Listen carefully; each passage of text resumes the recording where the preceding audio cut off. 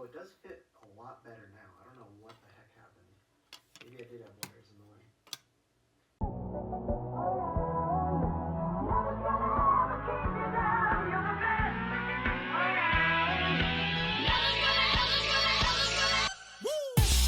So I bought 69 Game Boy games that were probably in the worst condition I have ever seen. Thankfully, I only spent about $70 on them all, so $1 a piece isn't too bad. So much rust, dirt, corrosion, and bubbles in the plastic. I genuinely don't know if these were found in a river or rescued from a burning building, but these games are just not looking good. My theory is that they were stored somewhere above a furnace or a stove, something gas-powered or just anything that lets out fumes, I don't know. It was definitely enough to warp the plastic, but not enough to melt it like a fire would. But let me know what your theory is in the comments down below. And while you're down there, you might as well subscribe and maybe hit the like button. That would make me feel a lot better about the chaos that's about to ensue. Okay, now I'm gonna hand it off to past me until I need to come back and narrate again.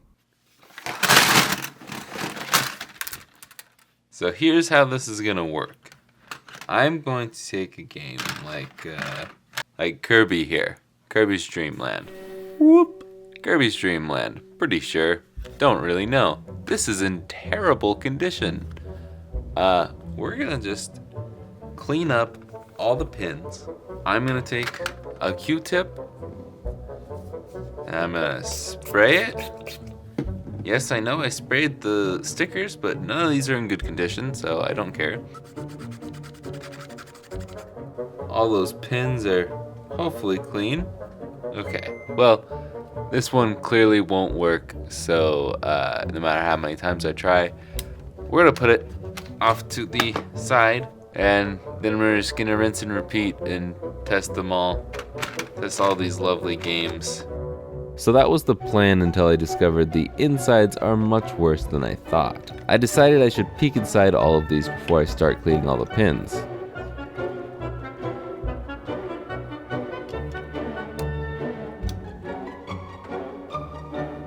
Rest in peace. Holy crap. This was definitely the right decision because a lot of these you could tell just by looking at them that they had no hope. Were these thrown in a river? I don't even think any of these are savable. Look at this. What the heck?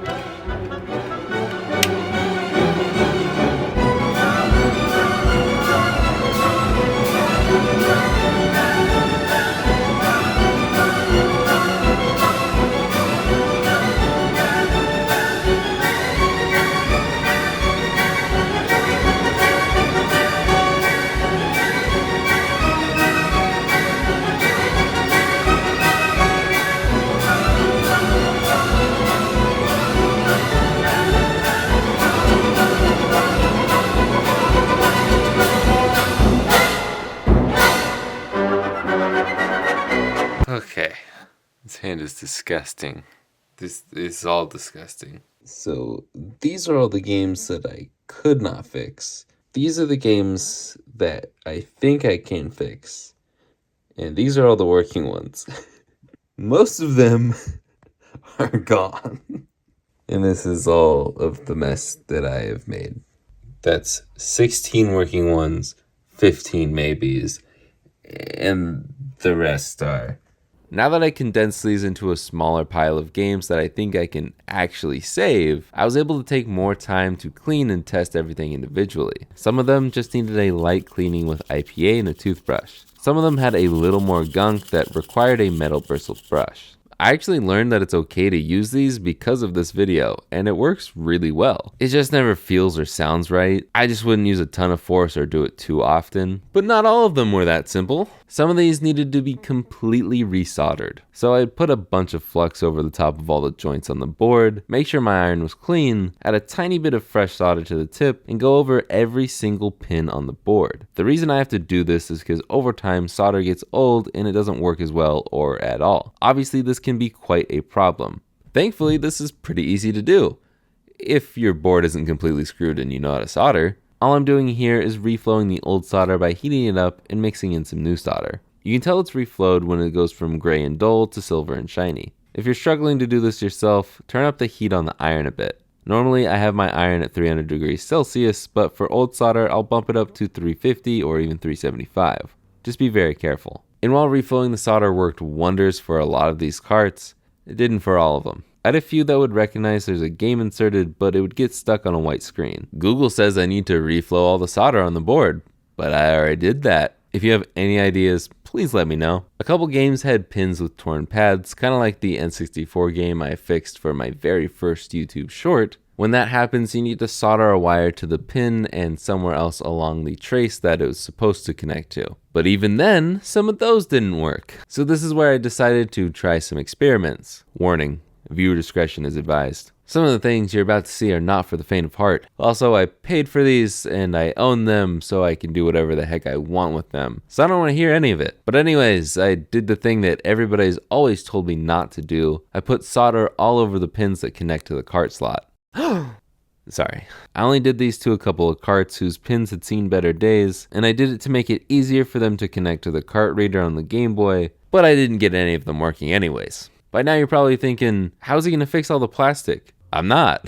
Some of them I probably could fix, but I don't know if they're worth the time or the effort. So I bought a bunch of cool clear cart shells for cheap off of AliExpress. While I waited for those to arrive, I worked on designing some new stickers for each of these games. For the Pokemon games, I drew each of the cover Pokemon, but with ditto faces to symbolize that these are not the original stickers, if you somehow couldn't tell. Some of my other favorites are Sailor Moon, Dr. Mario, and probably my number one, Wario Land. I know a lot of people don't like Elon, but I don't care. This is hilarious to me. I printed them all out on glossy vinyl and holographic sticker paper, and then cut them out with my Cricut. As I was putting all the final pieces together, I replaced the batteries on all of the games that used batteries. Add some new solder to the old battery tabs, then lift up on each side until the battery comes off. Lay the new battery down and heat the solder while applying some pressure to the tabs. Make sure you match the positive tab to the positive spot on the board, and of course negative to negative. Then if necessary, add some more solder until both tabs have a decent amount of solder covering them like this. If you want a separate tutorial on how to do this, I'll have my short link down below. Speaking of that short,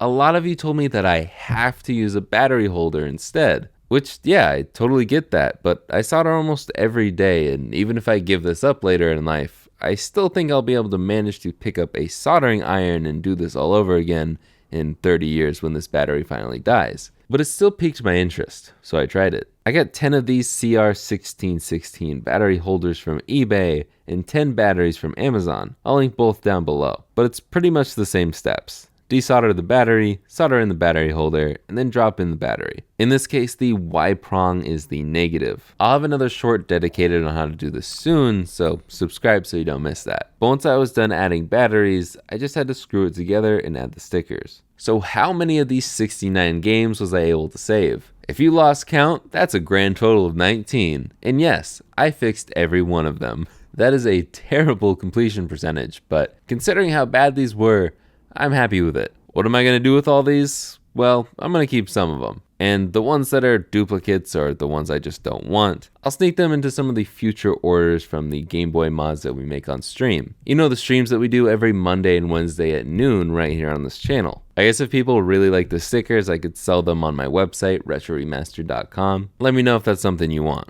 I kind of want to make a shirt out of the Ditto Face Pokemon to sell alongside my other merch. Maybe I'll consult these guys, my patrons and members. If you want to be a part of this group of lovely folks, you can hit that join button down below. Otherwise, just look out for any potential announcements on my Twitter or Instagram. But anyways, listen to Brittany.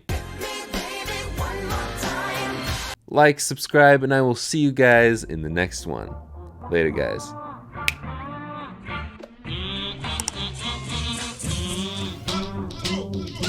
So I bought a bunch of cool clear cart shells for cheap off of AliExpress. I need more credit for that. That was a tough tongue twister. All in all, it's a lot of alliteration. I know a lot of people don't like Elon, but I don't care. This is hilarious to me.